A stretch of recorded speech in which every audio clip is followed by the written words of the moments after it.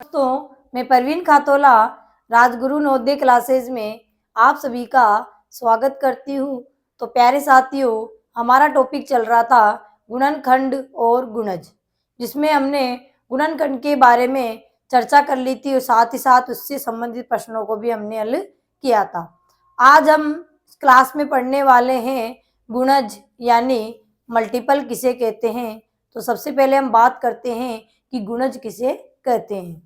गुणज यानी अपवर्त्य यानी मल्टीपल किसे कहते हैं, कैसे निकाले जाते हैं, तो उसकी हम चर्चा करेंगे। तो सबसे पहले बात करते हैं कि गुणज किसे कहते हैं। तो किसी संख्या का गुणज, किसी संख्या दे, गुणज का मतलब है तो गुणा करना, गुणज का मतलब क्या होता है, गुणा करना, ठीक है। किसी संख्या का गुणज वे संख्याएं हैं जो उस संख्या से पूर्णतः विभाजित हो जाए। यानी किसी संख्या के गुणज वो होंगे जिसमें अगर उस संख्या का भाग लगा दिया जाए तो वो उस संख्या से पूरी बार विभाजित हो जाती है, यानी पूरा भाग लग जाता है। जिस संख्या में पूरा भाग लग जाएगा उस संख्या से वही उसका क्या होगा, गुणज होगा। सीधी सी बात। गुणज निकालने के लिए हम क्या करते हैं, उस संख्या को हम किसी भी प्राकृत संख्या से गुणा कर देते हैं, ठीक है। यानी जैसे अगर हमें 5 के गुणज निकालने हैं तो 5 को 1 से गुणा कर देंगे, 2 से कर देंगे, 3 से कर देंगे, 4 से कर देंगे, सीधी सी बात है। अगर दूसरा यूं समझना चाहे तो पहाड़ा लिखना ही क्या होता है, गुणज लिखना होता है, ठीक है। अब कितने गुणज हमें निकालने, 5 निकालने, 10 निकालने, 12 निकालने, 15 निकालने, वहां तक हम गुणा करते हुए जाते हैं, ठीक है। जैसे देखिए 3 के हम गुणज लिखे तो 3 का गुणज पहला तो स्वयं संख्या ही होगी, ठीक है। 3 फिर 6 फिर 9 12 15 18 21। यानी अगर देखा जाए तो देखिए 3 का पहाड़ा लिखा गया है, 3 एकम 3, 3 दूनी 6, 3 तिया 9, 3 चौक 12, 3 पंजे 15, 3 छक 18, 3 सत्ता 21 और डॉट डॉट किया है। इसका मतलब ये कहाँ तक चलेंगे, अनंत तक, यानी कोई इसका अंत नहीं होगा, अनिश्चित है, ठीक है। अब गुणज की क्या विशेषताएं होती है, क्या प्रॉपर्टीज होती है मल्टीपल की, तो ये जो हमने लिखा है उसी के हिसाब से 4 इसकी विशेषताएं होती है, वो आपको मैं एक एक समझा रही हूँ। कि प्रत्येक संख्या स्वयं का गुणज होती है।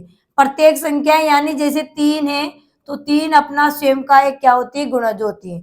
आप कोई और संख्या का निकालोगे तब भी है। जैसे मान लो हम 5 का निकाले तो 5 का गुणज क्या होगा, 5 होगा पहला, तो दूसरा 10, तीसरा 15, चौथा 20, फिर 25, 30 और इस तरीके से चलते जाएंगे, ठीक है। तो कहने का मतलब है कि प्रत्येक संख्या स्वयं का गुणज होती है, प्रत्येक संख्या स्वयं का गुणज होती है, ठीक है। दूसरी लाइन समझिए, प्रत्येक संख्या के गुणजों की संख्या अनिश्चित होती है। गुणनखंडों की संख्या पढ़ी थी हमने, निश्चित होती है, जबकि गुणजों की संख्या क्या होती है, अनिश्चित होती है। यूं कह सकते हैं कि अनंत होती है। अनंत यानी जिसका कोई अंत नहीं होता। यानी अगर आपसे प्रश्न में कभी पूछा जाए कि कोई संख्या दे दे, बोले इसका सबसे बड़ा गुणज क्या होगा, तो वहां पर वो गुणज निकालना असंभव हो जाएगा, क्योंकि सबसे बड़ा गुणज हम निकाल नहीं सकते, क्योंकि इनके गुणजों की संख्या क्या होती है, अनिश्चित होती है, ठीक है। या यूं कह सकते हैं कि अनंत होती है, ठीक है। तीसरी बात, किसी संख्या का अपवर्त्य, अपवर्त्य हम गुणज को ही बोलते हैं, ठीक है। किसी संख्या का अपवर्त्य संख्या के बराबर या उससे बड़ा होता है। किसी भी संख्या के अपवर्त्य की बात करें तो वो संख्या के बराबर या बड़ा होगा, जबकि गुणनखंड में हमने पढ़ा था कि किसी भी संख्या के गुणनखंड यानी अपवर्तक क्या होंगे, उस संख्या के बराबर या उससे छोटे होंगे। यहाँ क्या होगा, उस संख्या के बराबर तो होंगे लेकिन बड़े होंगे, बराबर या उससे बड़े होंगे। वहां पर क्या था कि बराबर या छोटे होंगे, ठीक है। दोनों को समझते हुए चलना है, ठीक है, कंफ्यूज नहीं होना है, ठीक है। देखिए 3 के हमने गुणज लिखे, 3 6 9 12 15 18, तो 3 के बराबर या 3 से बड़े उससे छोटे नहीं होंगे। जैसे 5 के लिखे तो 5 यानी उसके बराबर है या उससे बड़े छोटे नहीं होंगे, ठीक है। तीसरी बात समझ में आ गई। चौथी बात, संख्या का प्रत्येक गुणज संख्या से पूर्णतः विभाजित होता है, तो उसे तो गुणज कहते हैं ना। तो ये बात भी लिख दी मैंने कि संख्या का जो प्रत्येक गुणज होता है वो संख्या से क्या होता है, पूर्णतः विभाजित होता है।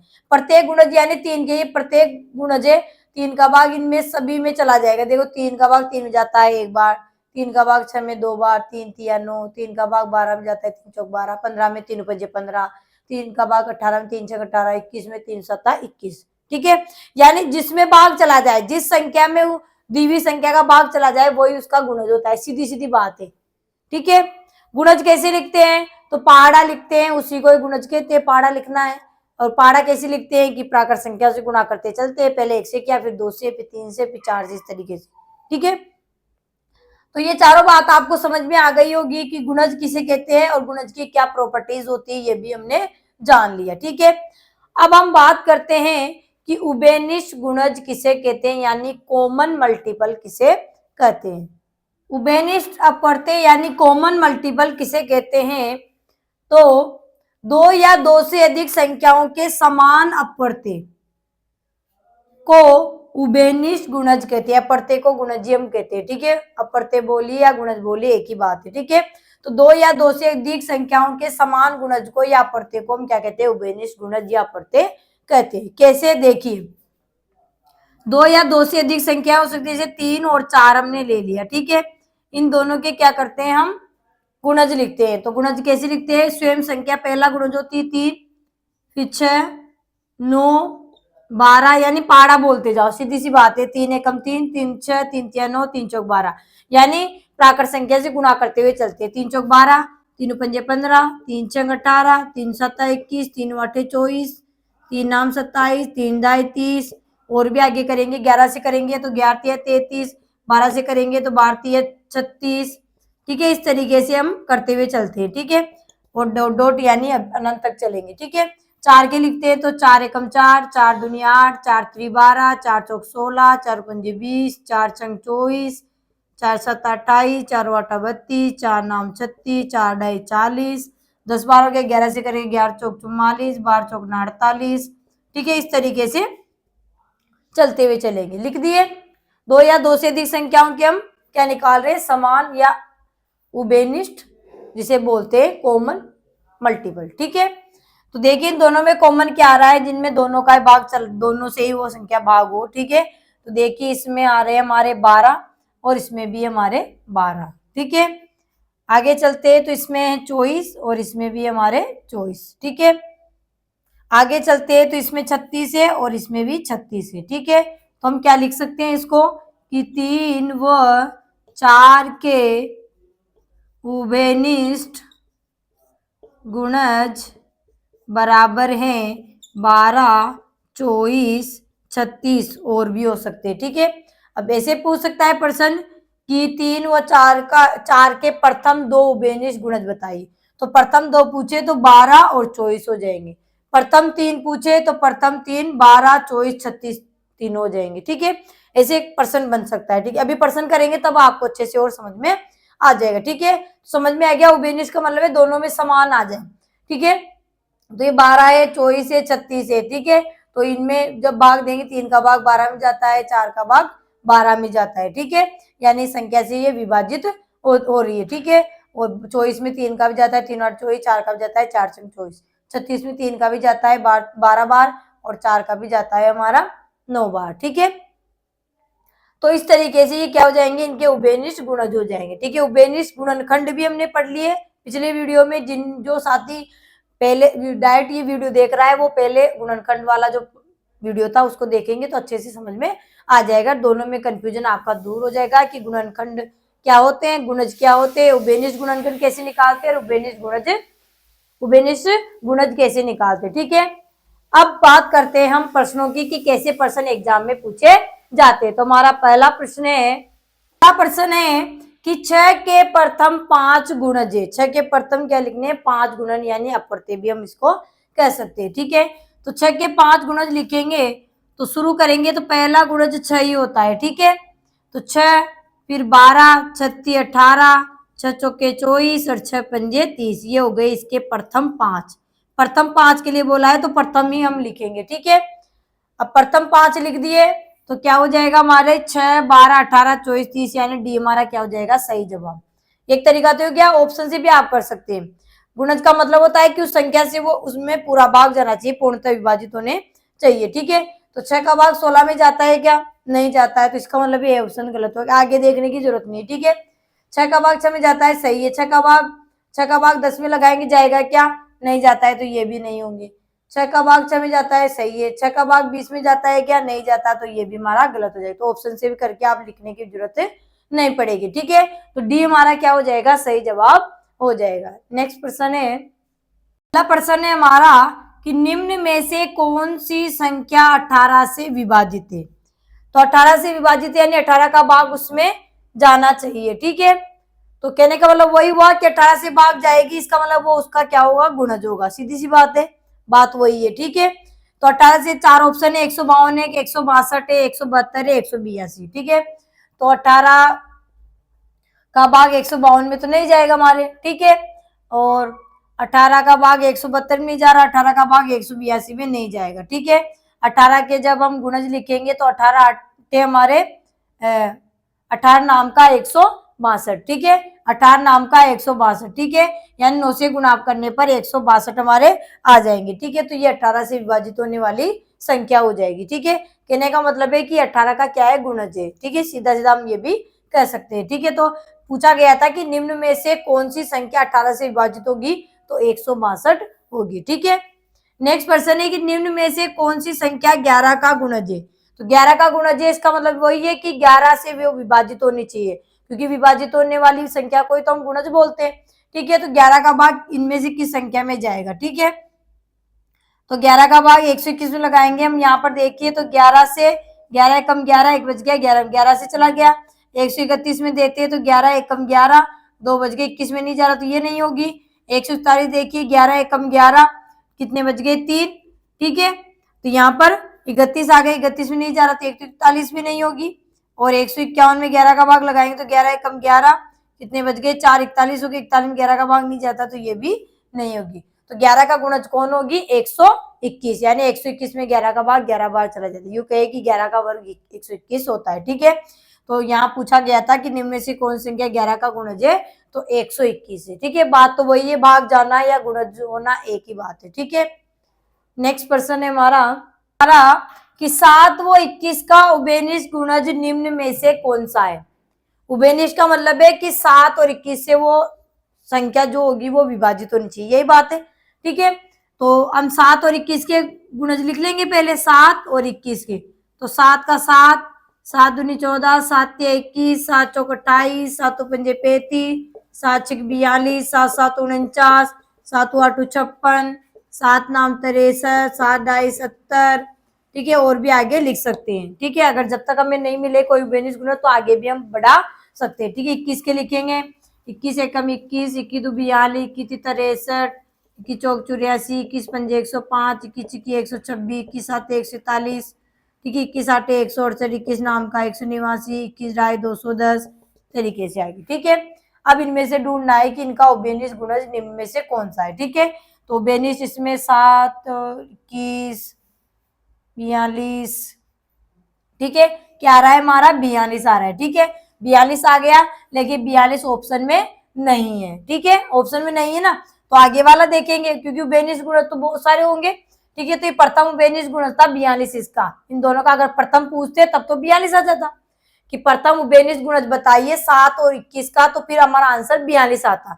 यहाँ 42 आंसर है ही नहीं हमारे, इसका मतलब 42 आंसर नहीं है। तो फिर आगे बढ़ेंगे, 49 56 63, इसमें भी 63 है, ठीक है।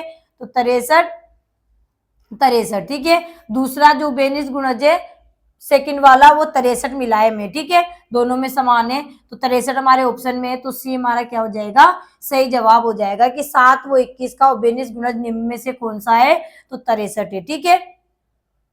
दूसरा तरीका क्या कर सकते हैं कि आप 7 और 21 का भाग संख्या में लगाइए। ए ऑप्शन था हमारा 35, 7 का भाग 35 में जा रहा है, क्या जा रहा है, 7 पंजे 35, लेकिन 21 में 21 का भाग 35 में नहीं जा रहा है, इसका मतलब ए ऑप्शन हमारा नहीं होगा।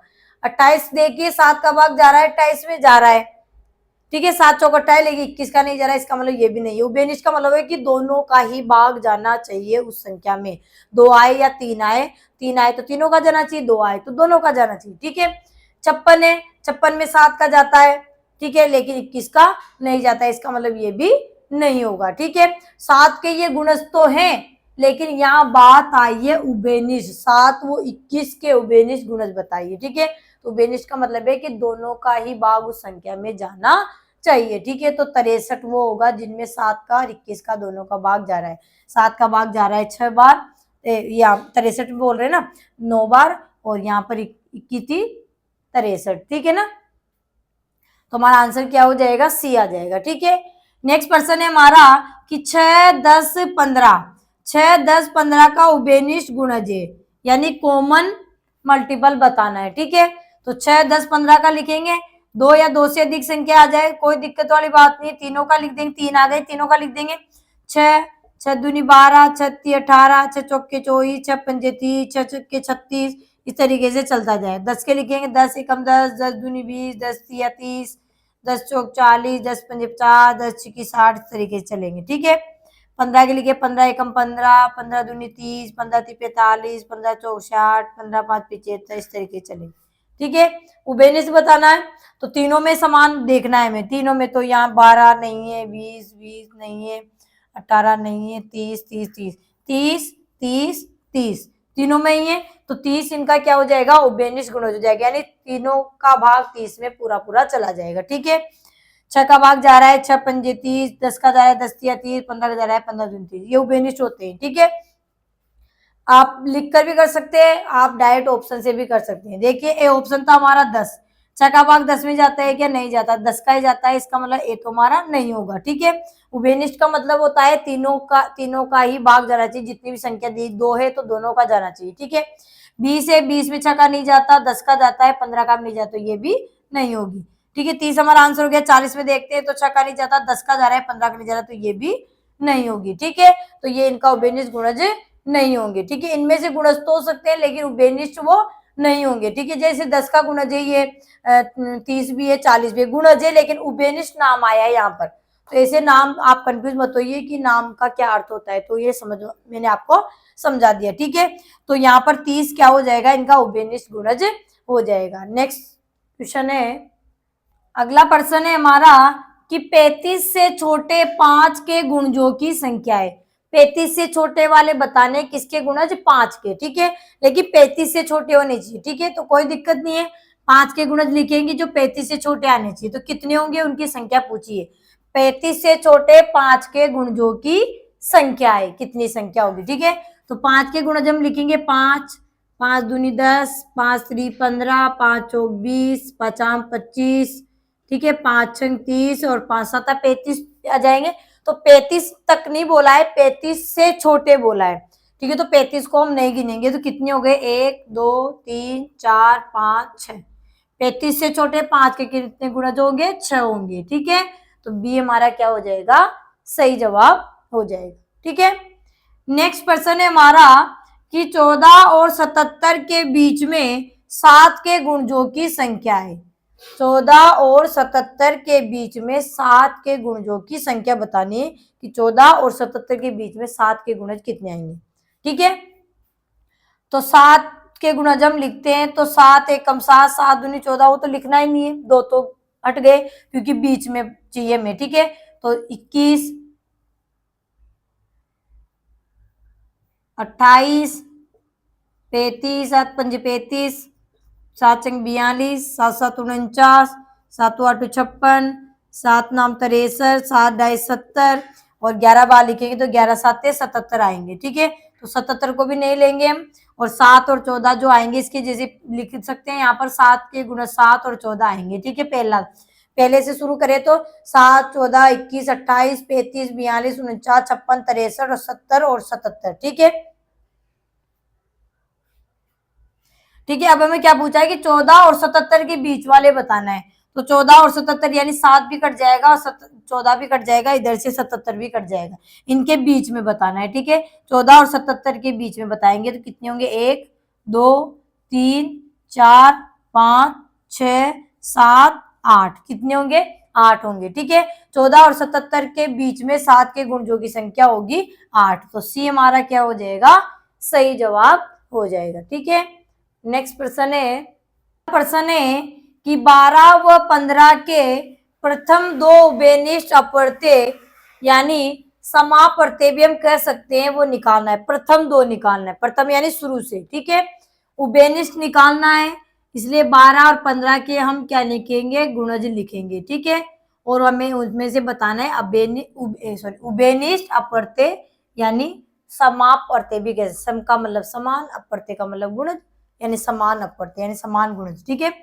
तो 12 के लिखेंगे, 12 एकम 12, 12 दूनी 24, 12 तिया 36, 12 चौक 48, 12 पंजे 60, 12 छकी 72, 12 सात 84, 12 अट्ठे 96, 12 नाम का 108, 12 ढाई का 120। ठीक है, और आगे भी ये चलते जाएंगे। ठीक है, 15 के लिखेंगे, 15 एकम 15, 15 दूनी 30, 15 ती 45, 15 चौक 60, 15 पाँच 75, 15 छिक्की 90, 15 सात 105, 15 अट्ठे 120, 15 नाम का 135, 15 ढाई 150, और भी जरूरत पड़ेगी तो हम आगे भी गुणज इसके आगे बढ़ा देंगे। 10-10 गुणज हमने लिखे हैं। ठीक है, तो प्रथम दो पूछे तो प्रथम दो निकालते, 24, 36, 60 इसमें भी है और 60 इसमें भी है। ठीक है, 84, 72, 96, 108 और 120, 120।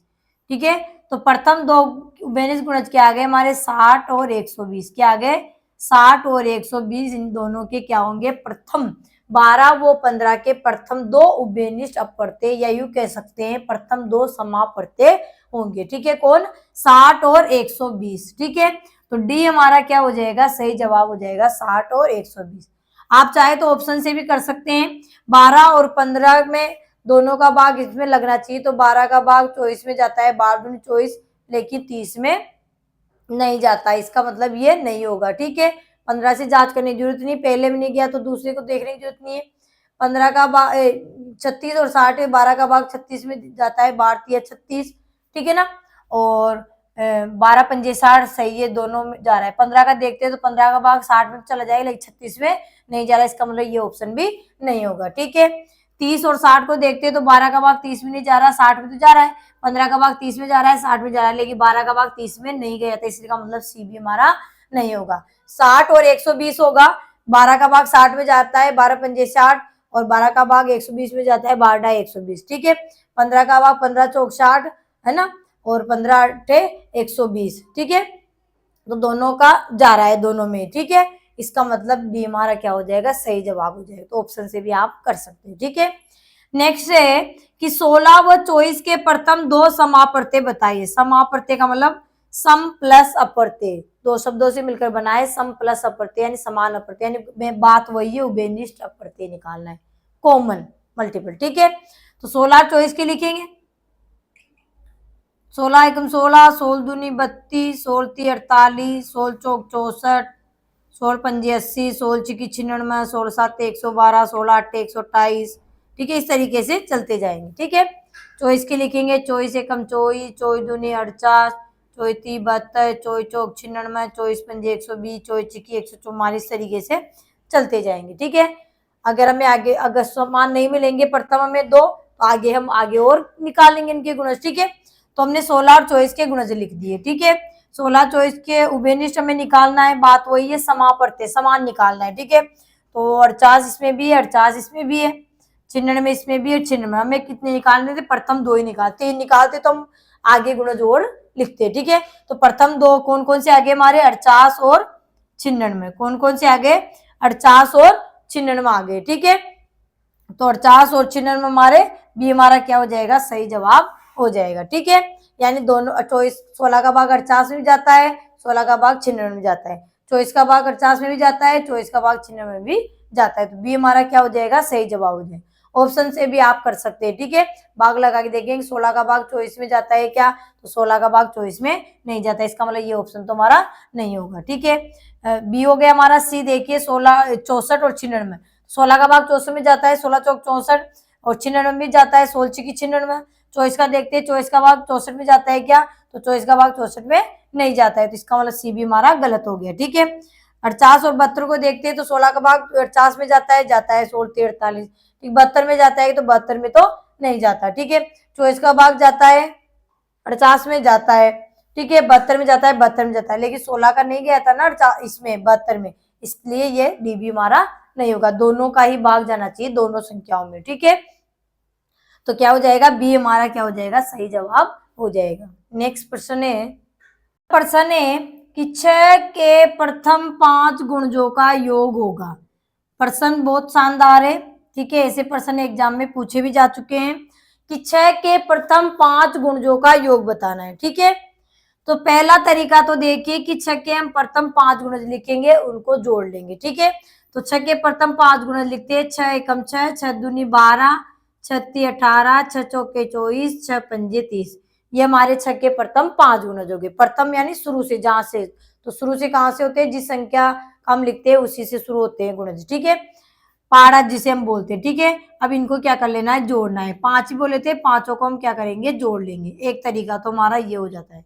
जोड़ेंगे, इकाई जोड़ेंगे, 0 और 4, 4 8 12, 12 8 2 कितने हो जाएंगे, 14, 14 और 6 20, हासिल के 2, 2 और 3 5, 2 7, 1 8, 1 9, यानी 90 हो गए। ठीक है, 6 के प्रथम 5 गुणजों का योग कितना हो गया, 90 हो गया। ठीक है, दूसरा तरीका देखिए, दूसरा तरीका है कि जब भी इस प्रकार से प्रश्न आए कि प्रथम 5 गुणज निकालिए, 10 निकालिए, 12 निकालिए, 18 निकालिए, 20 निकालिए, 40 निकालिए, किसी भी संख्या के क्या प्रथम, ठीक है, प्रथम लिखा आना चाहिए।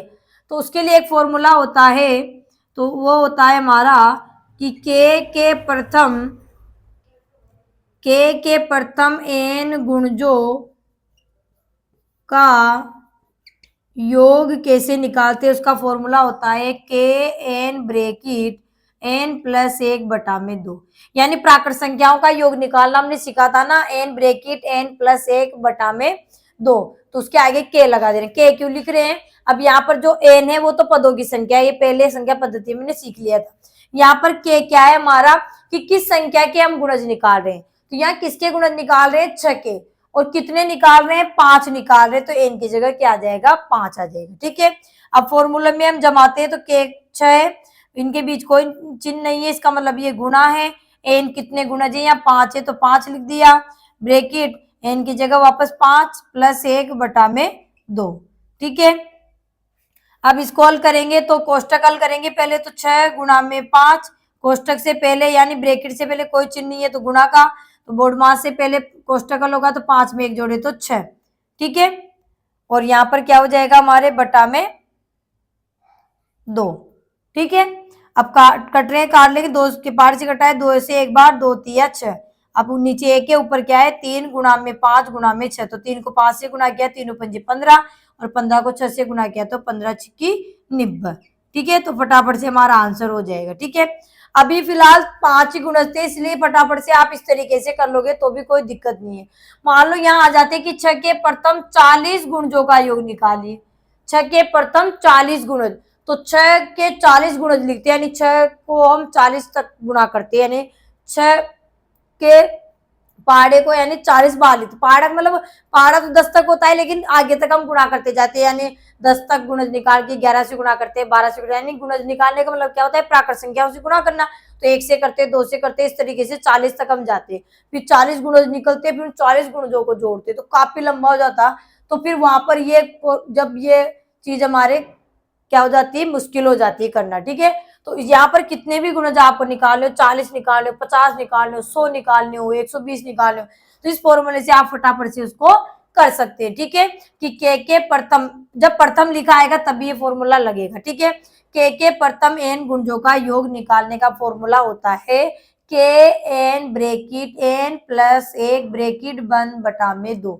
यहाँ पर के क्या होगा हमारा, के वो संख्या होगी जिसके हम गुणज निकाल रहे हैं, यानी 6 के निकाल रहे हैं, 5 के निकाल रहे हैं, 8 के निकाल रहे हैं, 12 के निकाल रहे हैं, 15 के निकाल रहे हैं, किसके निकाल रहे हैं। और n क्या माना जाएगा, n यानी कितने गुणज निकाल रहे हैं, उसके 5 गुणज निकाल रहे हैं, 10 निकाल रहे हैं, 20 निकाल रहे हैं, 45 निकाल, जितने भी गुणज निकल रहे हैं वो n रखा जाएगा। ठीक है, तो यहाँ पर 6 के कितने निकाल रहे थे, 5, तो k की जगह तो 6 लिख दिया संख्या, कितने गुणज है, n की जगह 5, फिर n की जगह 5 प्लस 1 और बटा में 2, हल किया तो हमारे कितना आ गया, 90। ठीक है, तो 6 के प्रथम 5 गुणजों का योग कितना आ गया, 90। ठीक है, तो ए हमारा क्या हो जाएगा, सही जवाब हो जाएगा। नेक्स्ट प्रश्न है कि 12 के प्रथम 10 गुणजों का योग होगा, 12 के प्रथम 10 गुणज निकालने। ठीक है, तो पहला तरीका भी बताया मैंने आपको कि 12 के प्रथम 10 गुणज लिखने और उनको जोड़ने। ठीक है, एक तरीका तो ये हो जाएगा। दूसरा तरीका फॉर्मूला आपको बताया है, तो फॉर्मूले से हम इसको करते हैं, चाहो तो आप उससे करोगे लेकिन काफी टाइम आपका खर्च होगा। ठीक है, तो फॉर्मूले से हम करते हैं, तो फॉर्मूला क्या होता है गुणजों का योग निकालने का, के एन ब्रेकेट एन प्लस 1/2। प्रथम लिखा आना चाहिए तभी ये फॉर्मूला लगेगा, के n bracket n plus 1 bracket बंद बटा में 2।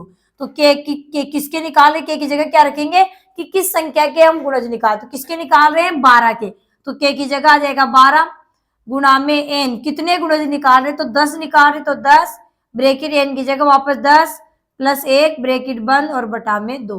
ठीक है, आगे हल करेंगे तो पहले बोर्ड मास से ब्रेकेट हल होगा, तो 12 गुणा में 10 गुणा में 10 में एक जोड़े तो 11 और बटा में 2। ठीक है, 2 से काट लेंगे एक बार, 2 से कट गया 6 बार, 2 छकी 12, नीचे एक है, एक का कोई मतलब नहीं है, ऊपर है 6 गुणा में 10 गुणा में 11, 6 को 10 से गुणा किया 6 ढाई 60 हो गए, और 60 को 11 से गुणा किया तो 0, 11 छकी 66 यानी 660 हो गई। कितने हो गए 660 हो गए। ठीक है, तो सी हमारा क्या हो जाएगा, सही जवाब हो जाएगा 660, यानी 12 के प्रथम 10 गुणजों का योग क्या होगा 660 होगा।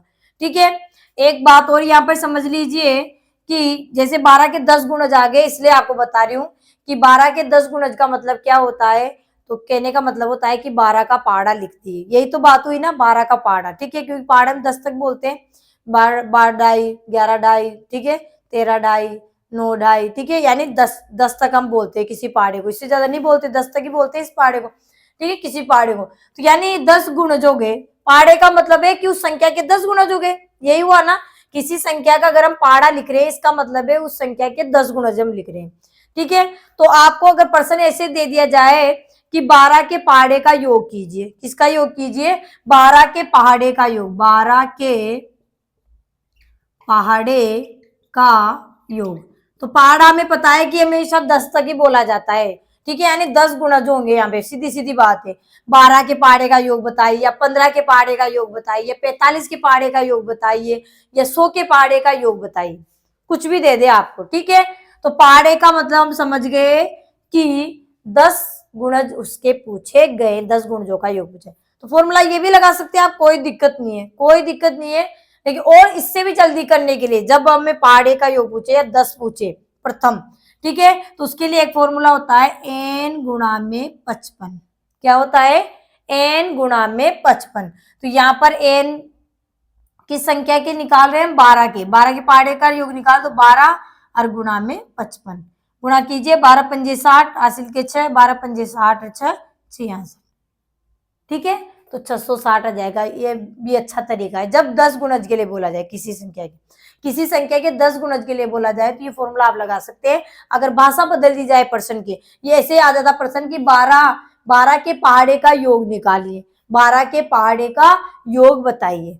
ठीक है, तो 12 के पहाड़े का मतलब 12 का पहाड़ा का मतलब 12 का पहाड़ा हम 10 बार लिखेंगे, 10 गुणज हो गए, तो उसके लिए एक छोटा सा फॉर्मूला भी आप याद रख सकते हैं। ठीक है, चलिए नेक्स्ट प्रश्न है हमारा, अगला प्रश्न है हमारा कि 18 के प्रथम 7 गुणजों का योग होगा, 18 के प्रथम 7 गुणजों का योग। ठीक है, तो गुणजों का योग प्रथम लिखा आया इसलिए हम फॉर्मूला लगा देंगे। क्या फॉर्मूला होता है गुणजों का योग का, के एन ब्रेकेट एन प्लस 1 बटा में 2। ठीक है, या ऐसे भी कर सकते हैं 18 का पहाड़ा 7 बार बोलेंगे, 7 गुणज का मतलब 7 गुणज लिख देंगे, 7 बार पहाड़ा बोलेंगे और क्या करेंगे उनको जोड़ लेंगे। ठीक है, दूसरा तरीका फॉर्मूले से करेंगे तो के किसके निकाल रहे हैं गुणज 18 के, तो के की जगह 18 गुणा में एन कितने गुणज 7, तो एन की जगह 7, फिर ब्रैकेट एन की जगह वापस 7 प्लस 1 और बटा में 2।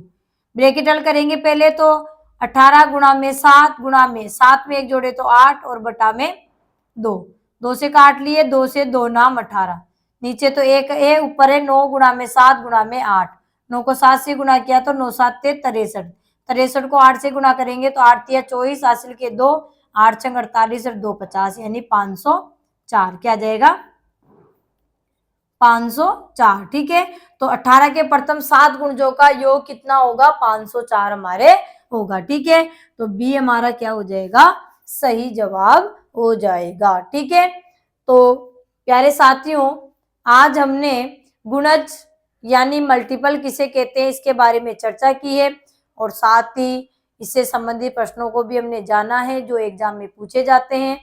तो वीडियो आपको अच्छा लगा हो तो वीडियो को लाइक करें, चैनल को सब्सक्राइब करना ना भूलें। तब तक के लिए धन्यवाद। जय हिंद, जय भारत।